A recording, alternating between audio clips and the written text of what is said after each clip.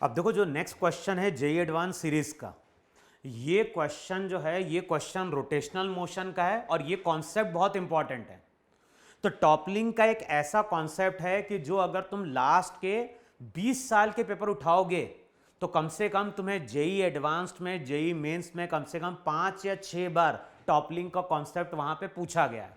तो अब क्वेश्चन में क्या बोल रहा है, क्वेश्चन में बोल रहा है a cardboard strip folded in U shape is placed on an inclined plane as shown in figure.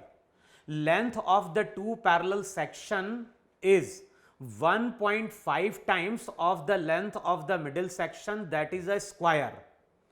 At what minimum inclination, at what minimum angle of inclination theta of the inclined plane with the horizontal will the cardboard topple? तो question में cardboard की toppling की बात कर रहा है वहां पे। अब अगर तुम देखोगे तो इस तरह से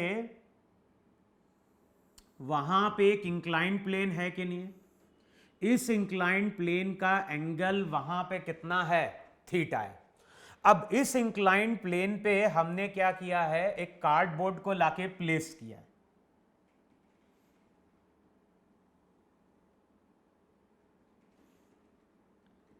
एक तो ये साइड दी है, फिर वहां पे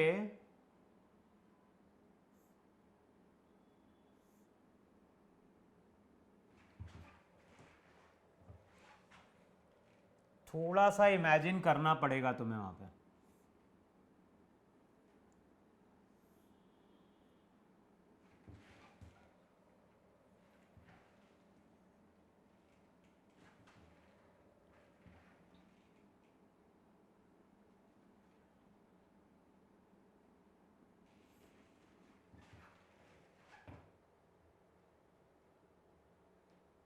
या फिर इसको ऐसा करो, वहां पे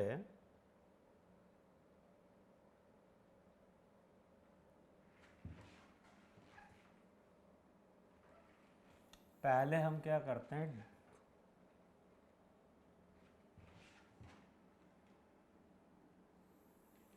ये इंक्लाइंड प्लेन का एंगल थीटा, सबसे पहले हम बीच वाला बना लेते हैं स्क्वायर।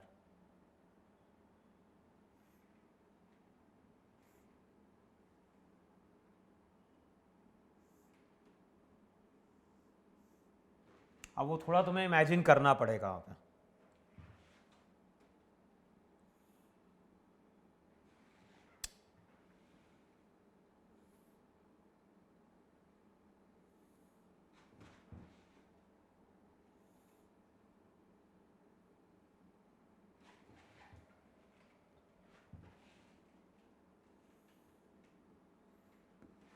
देखो कुछ इस तरह से वहां पे है कि नहीं है, यहां पे जाएगा डॉट डॉट,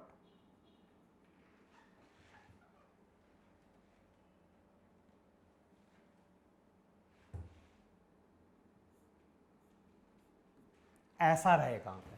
देखो आया कि नहीं यहां पे। अच्छा, क्वेश्चन में क्या बोल रहा है, जो मिडिल वाला पोर्शन है वो एक स्क्वायर है, जो मिडिल वाला पोर्शन है वो स्क्वायर है, इसकी लेंथ एल, ये लेंथ भी एल, और ये जो लेंथ है ये लेंथ दी है ईटा टाइम्स। तो बताओ ये जो लेंथ होगी वो 1.5 एल के बराबर होगी कि नहीं होगी वहां पर। तो जो भी हमारे पास कार्डबोर्ड है उसको हमने यू शेप के फॉर्म में क्या किया है, बेंड किया है। ये जो साइड है ये साइड स्क्वायर है, तो बाकी के जो दो साइड्स होंगे वो हमारे वहां पे क्या होंगे, रेक्टेंगुलर होंगे। अच्छा, मान लो जो सरफेस डेंसिटी है वो यहां पे क्या है, सिग्मा है। तो सिग्मा को हम क्या मान रहे हैं, सिग्मा को हम मान रहे हैं वहां पे मास डेंसिटी।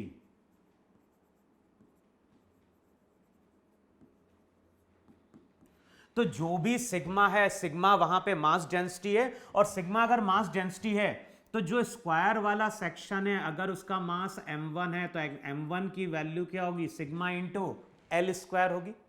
और बताओ अगर हम m2 मास की बात कर रहे हैं तो इस फिगर का मास हम बोल रहे हैं m2, और इस फिगर का मास वहां पे क्या हो गया, m1। देखो है कि नहीं वहां पे। और m2 की अगर बात करेंगे तो m2 हो जाएगा सिग्मा इंटू एरिया, एरिया क्या हो गया लेंथ इंटू ब्रेड्थ, ये l ही है तो ये हो जाएगा 1.5 L स्क्वायर। तो चेक करो जो भी m2 मास होगा वो बेसिकली 1.5 टाइम्स m1 होगा कि नहीं होगा वहां पे। अच्छा हमें यह भी मालूम है कि तीनों फिगर का जो सेंटर ऑफ मास होगा वो कहां पे होगा। तो तीनों फिगर की बात करें तो इस फिगर का सेंटर ऑफ मास यहां पे होगा, इस फिगर का सेंटर ऑफ मास यहां पे होगा, इस फिगर का सेंटर ऑफ मास यहां पे होगा। और अगर हम इन दोनों को इन सबको ज्वाइन करने की कोशिश करें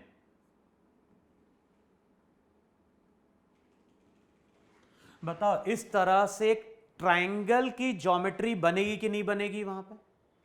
अच्छा अब हमें क्या करना है, अब हमें यहां पे सबसे पहले कैलकुलेट करना है सेंटर ऑफ मास की पोजीशन। तो चेक करो यहां पे ये इंक्लाइन, ये एंगल थीटा और हम साइड से देख रहे हैं तो ये है कि नहीं साइड, और ये जो लेंथ है ये लेंथ वहां पे एल है। अच्छा जब हम सेंटर ऑफ मास की बात करेंगे तो सेंटर ऑफ मास यहां से बताओ L/2 हाइट पे होगा कि नहीं होगा भाई, यहां पे भी इसका मास L/2 हाइट पे रहेगा कि नहीं रहेगा, और यहां पे भी L/2 पे होगा। तो जो भी सेंटर ऑफ मास रहेगा वो इंक्लाइंड से L/2 हाइट पे होगा। अब ये डिस्टेंस कितना है, मान लो सेंटर ऑफ मास यहां कहीं है, तो अब हम क्या कर रहे हैं, अब हम सेंटर ऑफ मास इस पॉइंट से कैलकुलेट करने की कोशिश कर रहे हैं और मान लेते हैं हमने इंक्लाइंड को मान लिया है वहां पे एक्स एक्सिस। अब बताओ अगर हम सेंटर ऑफ मास को कैलकुलेट करने जाएंगे और एक्स कोऑर्डिनेट कैलकुलेट करना है तो m1 x1 plus m2 x2 plus m3 x3 upon क्या होगा, अपॉन होगा m1 plus m2 plus m3। Check करो यही हमारे मास होंगे कि नहीं होंगे वहां पे, m1 plus m2 plus m3 वहां पे। अब बताओ यहां पे अगर हम सेंटर ऑफ मास कैलकुलेट करना चाहते हैं तो ध्यान रखना है ये जो सेंटर ऑफ मास होगा वो यहां कहीं होगा और ये डिस्टेंस 1.5 L का आधा होगा। तो हम वहां पे क्या लिखेंगे, हम यहां पे बोलेंगे m2 इंटू क्या हो जाएगा 1.5 L/2 प्लस इसका मास भी क्या होगा, इसका मास भी m2 1.5 L/2, इसका जो मास रहेगा इसका मास तो यही, इसको हमने ओरिजिन माना है तो हम यहां से अगर कैलकुलेट करने जा रहे हैं तो इसका मास हो जाएगा 1.5 L/2 पे, इसका कोऑर्डिनेट भी 1.5 L/2 पे, इसका हो गया 0 अपॉन ये हो जाएगा m1 plus m2 plus m3। तो चेक करो ये हो जाएगा twice of m2 plus m1। देखो चेक करो इतना है कि नहीं है वहां पे। अब अगले स्टेप में हमें क्या करना है, अगले स्टेप में हमें वैल्यू पुट कर देनी है और यहां से हमें कैलकुलेट कर लेना है सेंटर ऑफ मास का कोऑर्डिनेट। तो चेक करो वहां पे m2 की वैल्यू क्या है 1.5। तो या तो हम पूरा ही पूरा क्या करें m2 के फॉर्म में ले आए, तो यहां पे हो जाएगा 1.5 m2 1.5 m2, तो ये हो जाएगा 3m2, 2 नीचे आ जाएगा, यहां पे L होगा, यहां पे हो जाएगा 2m2 प्लस m1 की जगह क्या पुट कर दें, m1 की जगह या तो m2 की जगह पुट कर देते हैं, हम ऐसा कर देते हैं, चलो m2 की जगह हम पुट कर रहे हैं 1.5 mm, तो 1.5 mm तो ये हो जाएगा 2.25 m1L प्लस m2 की जगह पुट करो 1.5, तो 1.5 ये हो जाएगा 2.25 m1L डिवाइडेड बाय 2 बाहर आ जाएगा। अब अगले स्टेप में क्या हो जाएगा, m2 की जगह पुट करना है, तो m2 की जगह पुट करोगे 3 प्लस 2m2 यानी 3 प्लस m1, तो चेक करो यहां पे 4m1 आएगा कि नहीं आएगा वहां पे। अब अगले स्टेप में m1 कैंसिल आउट होगा, 2.5 ये हो गया 4.5L अपॉन ये हो जाएगा 8 पॉइंट हटाओगे 0, तो जो भी सेंटर ऑफ मास है बताओ उसका कोऑर्डिनेट क्या हो जाएगा। तो अगर इसको सिंप्लीफाई करोगे तो 5 9 45 और 16, चेक करो वहां पे 9L/16 ये हमारा सेंटर ऑफ मास का कोऑर्डिनेट होगा कि नहीं होगा वहां पे। तो ये चीज ध्यान रखनी है, जो सेंटर ऑफ मास रहेगा उसका कोऑर्डिनेट यहां पे XCM होगा कि नहीं होगा। तो ये डिस्टेंस वहां पे हो जाएगा XCM,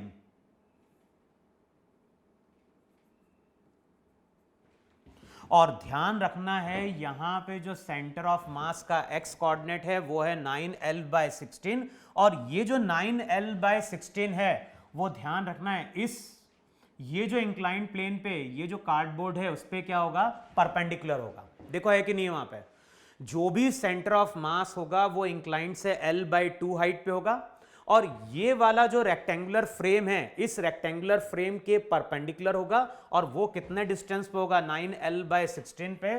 तो अगले स्टेप में हमें इसकी जरूरत पड़ेगी, तो XCM हो गया 9L/16। अब क्वेश्चन में क्या बोल रहा है, क्वेश्चन में बोल रहा है ये जो भी इंक्लाइंड प्लेन है इस इंक्लाइंड प्लेन को हम क्या करते जा रहे हैं, उठाते जा रहे हैं। अब डायग्राम को जरा समझो जरा वहां पे। अब जैसे जैसे इंक्लाइंड प्लेन को हम उठाते जाएंगे तो अब डायग्राम तुम्हारा कुछ ऐसा होगा कि नहीं होगा। ये हो गया इंक्लाइंड प्लेन, ये एंगल थीटा, इसको थीटा डैश बोलो। अब मैंने क्या बोला है, जैसे जैसे इंक्लाइंड प्लेन को हम क्या करेंगे, बढ़ाएंगे, तो ये जो परपेंडिकुलर सरफेस रहेगा वो भी क्या होगा, अपनी पोजीशन चेंज करेगा, और कुछ टाइम बाद डायग्राम हमारा ऐसा आएगा कि नहीं आएगा। ये तो हो गया परपेंडिकुलर सरफेस, यहां से किसी टाइम पे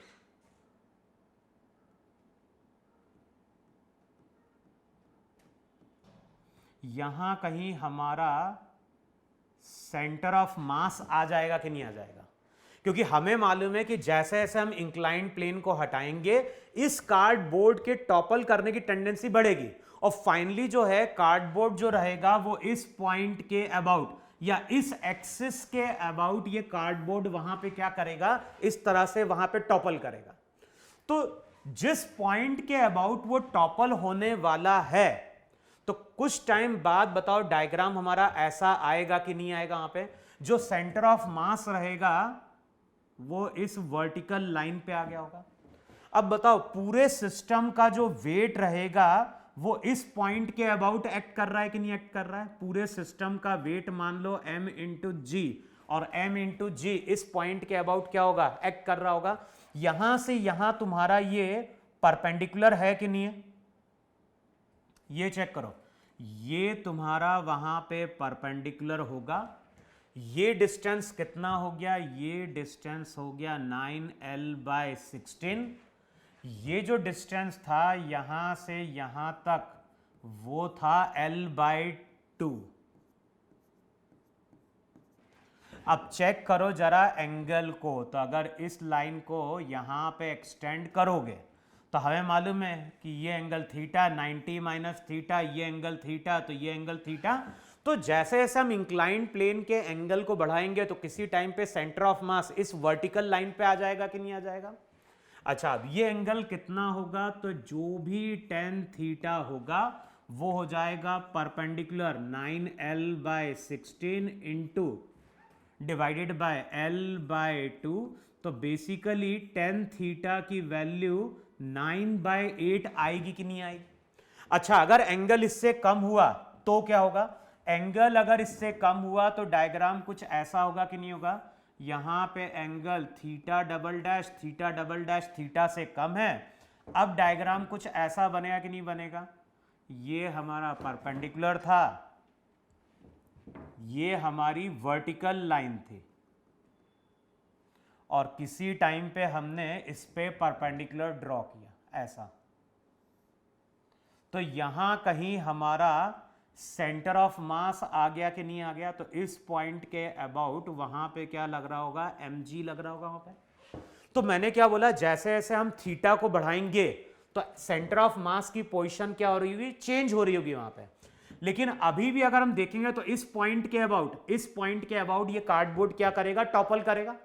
लेकिन अगर इस पॉइंट के अबाउट अगर देखोगे तो mg जो रहेगा, बताओ mg कैसा टॉर्क क्रिएट कर रहा है? इस पॉइंट के अबाउट अगर देखोगे तो mg का ये परपेंडिकुलर डिस्टेंस रहेगा, और mg इसको वापस, इसकी टॉपल करने की टेंडेंसी क्लॉकवाइज है, लेकिन टॉर्क बन गया एंटी क्लॉकवाइज, तो ये वापस आ जाएगा कि नहीं आ जाएगा?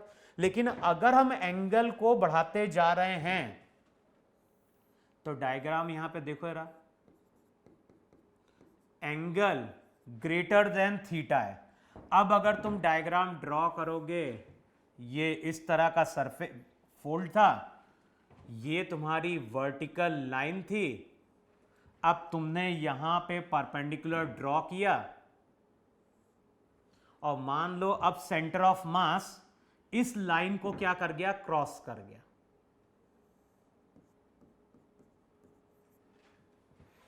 अब बताओ, जैसे ही सेंटर ऑफ मास, जो भी कार्डबोर्ड है वो इस पॉइंट के अबाउट टॉपल कर सकता है, और बताओ जैसे ही सेंटर ऑफ मास इस वर्टिकल लाइन के राइट साइड जाएगा, तो जैसे ये राइट साइड जाएगा ये टॉर्क कैसा क्रिएट कर देगा? ये टॉर्क क्रिएट कर देगा क्लॉकवाइज, और उसके बाद ये जो कार्डबोर्ड रहेगा वो हमारा क्या होगा? टॉपल कर जाएगा। तो जो टॉपलिंग का केस होगा, तो उस केस में क्या होगा? जो सेंटर ऑफ मास रहेगा, जो सेंटर ऑफ मास है वो इस वर्टिकल लाइन पे आ रहा होगा। तो जो क्वेश्चन है, क्वेश्चन का आंसर क्या है? tan theta equals to 9/8। अगर एंगल इससे कम है तो ये वाली कंडीशन बनेगी, वो टॉपल नहीं करेगा। अगर एंगल ज्यादा है तो ये कंडीशन बनेगी, और mg के कारण ये पूरा वहां पे क्या कर जाएगा? इस पॉइंट के अबाउट वो यहां पे क्या कर जाएगा? टॉपल कर जाएगा। और ध्यान रखना है, इस तरह का क्वेश्चन अभी रिसेंटली जेईई एडवांस में पूछा गया है। टॉपलिंग का यही कॉन्सेप्ट था वहां पे। तो जो लास्ट ईयर क्वेश्चन पूछा गया है वो इस तरह से एक टॉपलिंग का पूछा गया है। तो क्वेश्चन अच्छा है। यहां पे टॉपलिंग का मतलब क्या है? यहां पे टॉपलिंग का मतलब है कि वो पूरा इस तरह से टर्न कर जाना चाहिए। ऐसा नहीं कि हल्का सा उठा और वापस आ गया। यहां पे जैसे बढ़ाते जाएंगे बढ़ाते जाएंगे बढ़ाते जाएंगे, एक टाइम आएगा ये पूरा इस तरह से क्या कर जाएगा? टॉपल कर जाएगा। तो टॉपल तभी करेगा जब इसका सेंटर ऑफ मास इस वर्टिकल लाइन के राइट साइड जाएगा। बताओ ये चीज सबको क्लियर हुई कि नहीं क्लियर हुई? तो क्वेश्चन मैंने यहां पे एक्सप्लेन कर दिया है, अब इसको एक बार तुम फिर से सॉल्व करके देखो। ठीक है, तो नोट डाउन करो इसको वहां पे।